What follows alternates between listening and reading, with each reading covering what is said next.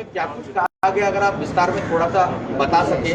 Basic क्या क्या नाम लिखा है, मुझे किसी को ये आरोप नहीं करना है कि वो इनका हाथ है या उनका हाथ। जो पत्र में लिखा गया है, हम चाहते हैं कि विजिलेंस के जरिए जांच हो रही है, उस जांच का हिस्सा ये पत्र भी बने और इन सारी चीज़ों की जांच हो। लेकिन सर इसमें वसूली का भी कोई जिक्र है कि कितनी वसूली हुई है, क्या लेकिन पहले दिन से कह रहा हूँ वसूली हुई है। मैंने ये भी कहा था कि मालदीव में वसूली हुई है। तो जब हमने मालदीव में वसूली की बात कही तो वानखेड़े साहब कहने लगे मैं दुबई नहीं गया। हमने मालदीव और दुबई दोनों का जिक्र किया था। उनकी बहन के हैंडल है उसके साथ। देखिए वे मालदीव गए थे, मालदीव में वसूली हुई, शहर में भी वसूली हुई। वो लोगों ने लगता है सारी वसूली लगभग 1000 करोड़ के ऊपर की जाँच हो रही है इसके सामने।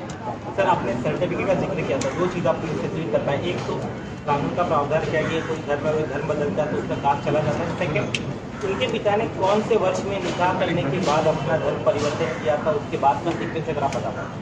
देखिए ऐसा है कि 26 जनवरी 1950 में देश का संविधान देश को सुपुर्द करने के बाद डॉक्टर बाबा साहब अम्बेडकर ने एक वाक्य कहा, वर्ण व्यवस्था से पीड़ित हो कि मैं हिंदू धर्म में पैदा तो हुआ हूँ लेकिन हिंदू धर्म में नहीं मर सकता। उसके बाद लोगों को लगा कि डॉक्टर अम्बेडकर बाबा साहब ये धर्म परिवर्तन करने वाले हैं।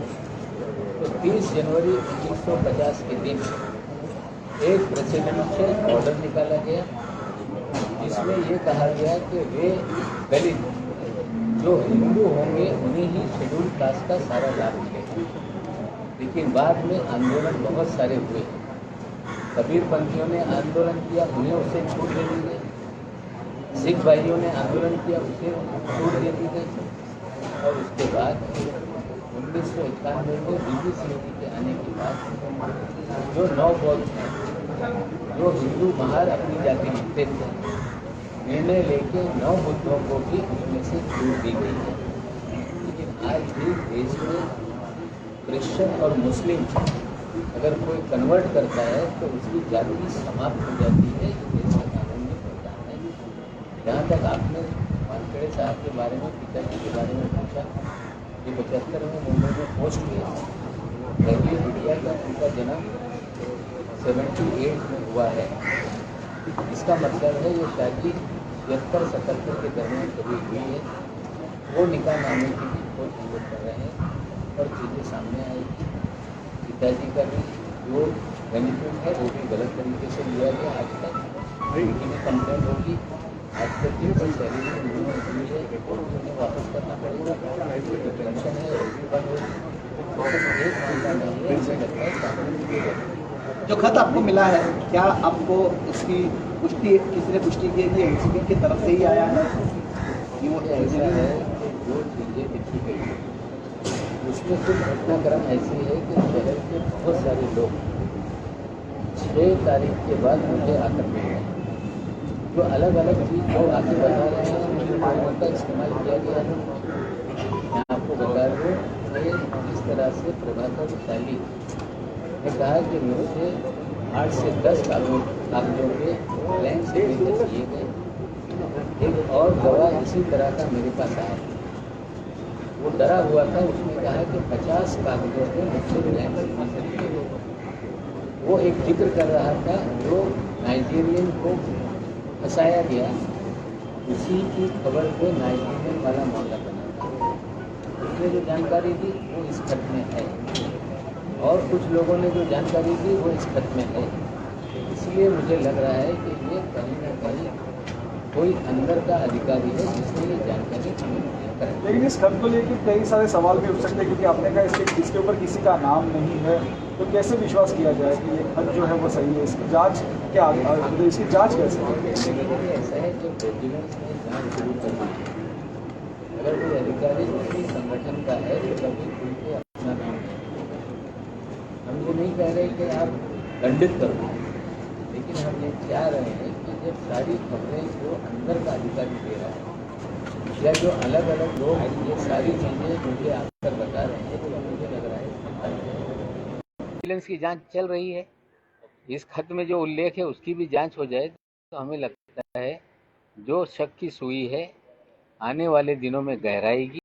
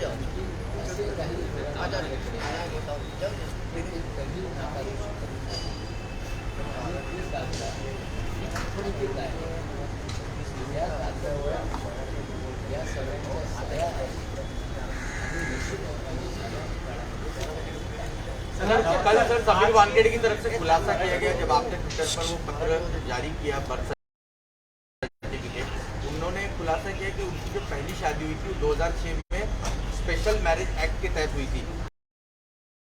ये थोड़ा सा इसको विस्तार से आप समझा सकते हैं कि इसका अर्थ क्या है?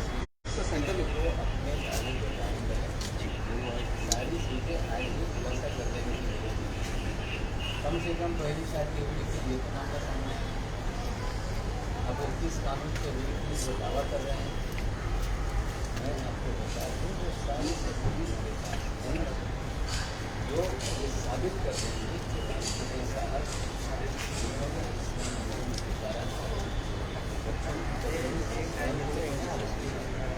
इस्लामी तरीके से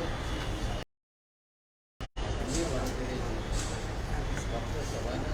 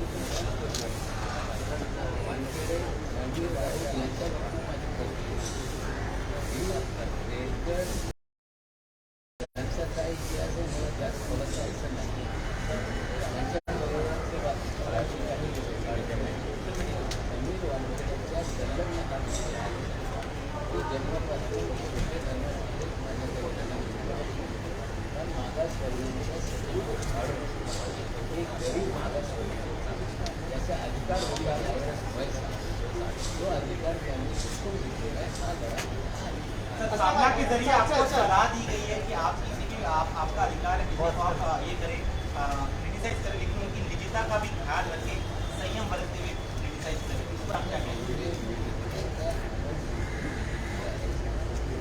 अगर कोई बहन भाई की बुराई का हिस्सा होगा, अगर कोई व्यक्ति धर्म परिवर्तन करके दोहरा लाभ लेगा, मागास वर्गों का अधिकार छीनेगा, ये पर भी जो पहली शादी है उसका उल्लेख करना पड़ेगा। हमें लगता है सच्चाई सामने लाने के लिए बहुत चीज़ें सामने आ रही है। हम किसी परिवार को उनकी निजता को हम कभी भी डालते नहीं। एक बात और बताते हैं कि मेरे ऊपर जो सवाल उठा रहे हैं एक गंभीर विषय है जो मैं आज देश की जनता के सामने रखता हूँ। दामाद को फैब्रिकेट करके बंद किया गया, कोर्ट में लड़ाई चल रही। वो हमारी बिटिया है, तो बहुत सारी चीज़ों की छानबीन कागजात निकाल रही थी या काम कर रही थी। समीर वानखेड़े ने मुंबई पुलिस को पत्र लिखा है कि उनके CDR हमें रिजेक्ट कराए जाए। पर मलिक क्रिमिनल है, इस आधार पे उसने मेरी बिटिया की निजी जीवन की जानकारी मांगी है। जब निजता की बात आती है तो देश का कोई कानून एक समाज के सामान्य नागरिक के जीवन से जुड़ी हुई चीजें हासिल करने का कोई अधिकारी प्रयास कर रहा है। हमें लगता है कि वानखेड़े अपनी मर्यादा को मांग रहे हैं। अगर कोई क्रिमिनल का आपको चाहिए, आपके पास अधिकार है, आप CDR मांगिए। आपकी हिम्मत है तो मेरी बिटिया का CDR मांगिए। उस केस में भी जो कानूनी लड़ाई है हम लड़ेंगे, लेकिन जहाँ तक निजता का सवाल उठाया जा रहा है, समीर वानखेड़े इस शहर में 2 लोगों के जरिए लोगों का फ़ोन टेप कर रहे हैं। लोगों के फ़ोन को कहीं ना कहीं उनको इंटरसेप्ट किया जा रहा है।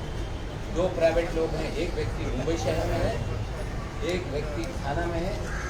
आज नहीं कल ये भी कि किस तरह से समीर वानखेड़े इस शहर में लोगों की इलीगल फोन टैपिंग कर रहा है, उसके भी बराबर लोगों के सामने हम रखेंगे। आपको लगता है आपका फोन या आपकी बेटी का फोन भी टैप हो रहा है? आपको लगता है आपकी बेटी का और आपका फोन या आपके परिवार से जुड़े लोगों का फोन टैप हो रहा है? हमारी बिटिया का CDR समीर वानखेड़े ने मुंबई पुलिस से मांगा। पुलिस ने कहा है कि उनके निजी जीवन की जानकारी हम नहीं दे सकते, लेकिन मेरी जानकारी है कि इस शहर में समीर वानखेड़े 2 प्राइवेट व्यक्ति के जरिए लोगों के फोन इंटरसेप्ट कर रहा है। जो 2 व्यक्ति हैं उनके नाम मेरे पास हैं, उनके एड्रेस मेरे पास है। अभी लड़ाई ये बहुत लंबी चलेगी, उन चीज़ों को भी आगामी दिनों में हम सामने रखेंगे। कोर्ट में एफिडेविट दी है और कहा है कि आपके दामाद को गिरफ्तार किया गया था, इसलिए उनके ऊपर पर्सनल अटैक किए जा रहे हैं। सारे डिस्पोज ऑफ कर दिए हैं। मैं आपको बता दूँ, बहुत पूछने वाली बात है। एक उनका PP है शायद सेठिया या इस तरह का क्या नाम है, सेठना नाम के एक PP है। एक मामले में वो बहस करते हुए उन्होंने कहा मी Lord the case of Nawab Malik, और वो उस केस को मेरे नाम से चलाने लगे। जज साहब हंसने लगे। हमें लगता है पूरे डिपार्टमेंट को क्या फोबिया हो गया नवाब मलिक का, इतना क्यों डर रहे हैं लोग। बाद में जज साहब ने कहा ये बातें गलत है कि आप रिकॉर्ड पर मत करें। नवाब मलिक के नाम का भूत किसके सर पे बैठ रहा है, क्यों बैठ रहा है? चीज़ें धीरे धीरे बहुत सारी हम उजागर करेंगे। हमारी लड़ाई NCT से नहीं है। एक व्यक्ति जिसने इस संस्था का इस्तेमाल करके हजारों करोड़ रुपए की वसूली की, पूरी तरह से नाजायज़ लोगों को फंसाया, और जब मैं मंत्री होते हुए हमारे लोगों को इस तरह से हो सकती है तो आम आदमी के साथ क्या हुआ होगा। इसके कारण ये सारी चीज़ें 8.5 महीने से हम खोज रहे हैं और बहुत सारी चीज़ें सामने आई। मेरी लड़ाई अन्याय के खिलाफ है। समीर वानखेड़े के पिता ने वक्त कहा है कि नवाब मलिक की जो दस्तावेज है वो फर्जी हैं और आपके ऊपर लीगल कार्रवाई करेंगे। बिल्कुल स्वागत है, चल जाइए, क्रिमिनल डिफेमेशन का सूट फाइल कीजिए अंडर सेक्शन 499 500 IPC। उनको अधिकार है, मेरी कोर्ट में जा के कर दें या सुप्रीम कोर्ट में फाइल कर दें, मुझे आरोपी बनाए और मैं वहाँ कोर्ट में जाऊँगा। जमानत देनी पड़ी हुआ, लेकिन कोर्ट में अपना मामला लड़के इनका फर्जीवाड़ा उसी कोर्ट में मैं एक्सपोज करूँगा। I challenge mister Dawood Wankhede, please file a complaint against me under section 499 and 500. Your daughter is there, she is a learned advocate. She had also said कि हम डिफेमेशन फाइल करेंगे। सेक्शन बता दें 499 500 के तहत आप जाकर मजिस्ट्रेट कोर्ट में क्रिमिनल डिफेमेशन का मामला दर्ज करा सकते हैं। 100 करोड़ 200 करोड़ की बात ना करें, 10% उसमें स्टैम्प ड्यूटी भरनी पड़ती है। आपके पास हजारों करोड़ 2 नंबर के हो सकते हैं, लेकिन स्टैम्प ड्यूटी भरने भर का कागज आपके पास नहीं होगा। अब 499 में आज फिर मैं आह्वान करता हूँ समीर दाऊद वानखेड़े को, दाऊद के वानखेड़े को, जैस्मीन अलाइज यास्मीन वानखेड़े को कि आप 499 500 में डिफेमेशन का क्रिमिनल सूट फाइल करें। आप स्वयं वकील हैं, बिना पैसे की मुकदमा चलेगा। Sir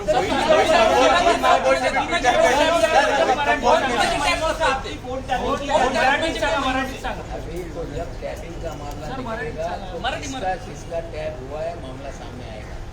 Sameer Dawood Wankhede illegal tapping, Mumbai शहर का एक व्यक्ति, थाने शहर का एक व्यक्ति, उनके जरिए इस शहर के, इस राज्य के बड़े बड़े, चाहे वो अभिनेता हो सकते हैं, नेता हो सकते हैं, उद्योजक हो सकते हैं, सबका फोन इंटरसेप्ट कराते हैं। उसकी जानकारी है और इसकी कंप्लेन आगामी सर मोहित कंबोज ने ट्विटर पे लिखा है कि सर वो आपके खिलाफ डिफेमेशन काही लोक सांगताय की नवाब मलिक माझ्या निजी जीवनात जात आहे, काही लोक त्याच्यावर चर्चा करतात, पण मी निजी जीवनात कुणाचं जात नाही। पण हे बोगस फर्जीवाडा सर्टिफिकेटच्या बाबतीत सर्वांच्या माहिती दिल्याशिवाय हे स्टॅम्पिंग होणार नाही। पण हे जे एक डिजिटलचा प्रश्न लोक उपस्थित करत आहेत प्रायव्हेट लाईफच्या, मी आपल्याला माहिती देऊ इच्छितो। समीर वानखेडेने मुंबई पोलिसला पत्र दिला होता की नवाब मलिक यांची कन्या नीलोफर मलिक यांचे कॉल डिटेल रेकॉर्ड मला हवे। निश्चित रूपाने ती कुठलेही क्रिमिनल नाही, त्याच्या जीवनात तो कुणाशी बोलते, काय कोणाशी त्याचे संबंध हे माहिती काढण्याचे अधिकार कोणाचे नाही। तरी ज्या पद्धतीने बेकायदेशीर हे धंदे ते करताय, माझं इतकंच म्हणणं आहे मर्यादित अधिकाऱ्यांनी राहिले पाहिजे। आणि हे जे उद्योग त्यांनी सुरू केलेले आहे की आधीपासून बोलतोय की हे व्यक्ती फर्जीवाडा आहे। इतके विषय आहे की किती विषय समोर ठेवायचा आहे हे पण प्रश्न माझ्यासमोर निर्माण केलेला आहे। भविष्यात हळूहळू विषय एक व्हाट्सएप चैट वायरल हो रहा है, वो व्हाट्सएप चैट में प्रभाकर और गोसावी आपस में बातचीत कर रहे हैं, बोले हाजी अली पहुंचो वहाँ 50 लाख रुपए दिए जाएंगे और किसी तीसरे बंदे की जिक्र किया जा रहा है। क्या है ये सब जानकारी है? देखिए मैंने भी पूरी तरह से प्रभाकर सैली का टेलीविजन गोसावी से बात कर रहा है और उसमें 50 लाख उठाए गए, फिर वो नई मुंबई में दिया गया, फिर वापस आए 38 लाख 12 लाख मार दिए। इस तरह की चीज़ें हैं, तो हमें लगता है इसकी जांच अगर कर रही है, जांच होगी तो चीज़ें सामने। सर प्राइवेट पर्सन के साथ किया गया, सर कौन है, सब जानकारी सर सामने सेंटर में उसमें कोई सैम डिसूजा का नाम आ रहा है, मुझे मालूम नहीं। उसको ट्रू कॉलर पे डालने पे एनसीबी फ्रॉड करके सर आपके लेटर पर समीर वानखेड़े का जवाब आया है, all the allegations are false and malicious, you law और मैं इसके खिलाफ फाइट करूँगा। तो बोल रहा है ना, कहाँ मैं तो बोल रहा 499 500 is open to every citizen, they have lawyer in their own house. उनके घर में वकील है, 499 500 में आ जाइए, कल मुकदमा दर्ज कीजिए, परसों आके मैं जमानत प्रोसीडिंग फास्ट ट्रैक में चलाते हैं। सर क्या इस पूरे मामले में महाराष्ट्र सरकार सभी वानखेड़े पर कार्रवाई करेगी? संजय राउत जी ने भी ट्वीट करके कहा कि सुमोटो ले महाराष्ट्र सरकार की गृह मंत्री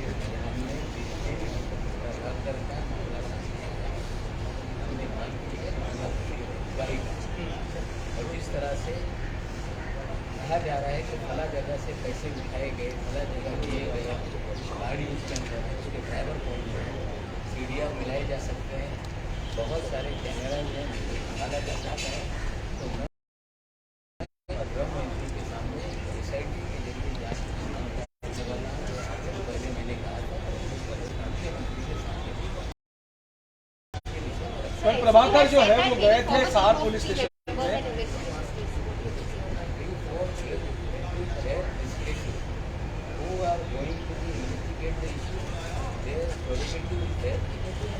कल प्रभाकर सार पुलिस स्टेशन में गए थे, उन्होंने अपनी कंप्लेंट तो सबमिट की है, लेकिन उस कंप्लेंट पे अभी तक ना FIR दर्ज हुआ, ना ऑफिशियल कंप्लेंट पुलिस ने एक्सेप्ट की। क्या एग्जैक्टली स्टेटस है?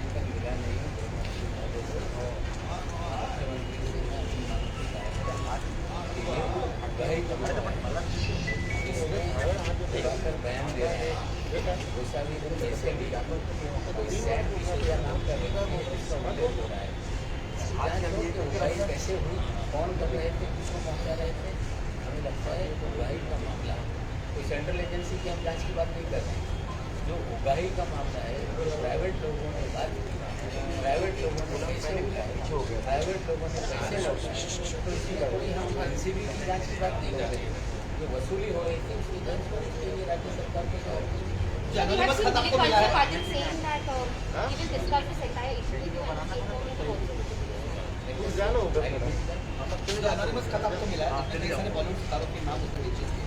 आपने थोड़ी देर पहले ये भी जिक्र किया कि बॉलीवुड सेलिब्रिटीज के कॉल टैग किए जा रहे हैं, इंटरसेप्ट किए जा रहे हैं। ये दोनों मामले जुड़े रहते हैं। आपको एक इसकी भी इंक्वायरी राज्य सरकार की तरफ से होनी चाहिए एसआईटी ये अलग अलग चीज़ें होंगी। जहाँ जहाँ जो चीज़ें पहुँचानी है ऐसे पहुँचाऊँगा, लोग भी पहुँचाएंगे। मुझे लगता है इतना आसान है, बहुत गंभीर मामला है। इनलीगल फोन टैपिंग हो, जहाँ तक मेरी जानकारी है कंप्यूटर लगा के किसी उसका कार्यालय जब से आपने मामला उठाया आपको धमकी वाले कौन आ रहे हैं? मुझे धमकियाँ आई, मैंने कोई फ़ोन मेरे जो नंबर है हमने बंद रखा है, कुछ अलग नंबर पे बातें भी होती है व्हाट्सएप पे और इस टाइम पे, लेकिन जो धमकी के कॉल आए वो कार्यालय में आए। वो सारे टेलीफोन जो पुलिस का मंत्री के कार्यालय में जो ऑपरेटर होता है, वो पुलिस का एक सिपाही होता है, जो भी चीज़ें उसको मिलती है वो रिकॉर्ड करके अपने जो उनका डिपार्टमेंट है उसको भेजता है। जानकारी उसने दी है, वो भी खत के द्वारा आपने अभी कहा कि एनसीबी के कार्यालय में कंप्यूटर लगा के, क्या एग्जैक्ट मतलब पूरा बताएं। ऐसा नहीं कि उसके अंदर तो मुझे बता दें कि एनसीबी के कार्यालय में भी कंप्यूटर लगा के वहाँ से भी कुछ हैकिंग करना है। Sir, Prabhakar Sen has said that he felt second nature so he gave it control to Mumbai police. Sir, आपका उसमें क्या कहना है? देखिए कल मैंने एक बात कही थी, शायद आप लोगों ने गौर किया। कल मैंने कहा कि मुझे डर है कहीं बेटी गोसावी का मनसुख हिरेन ना हो जाए।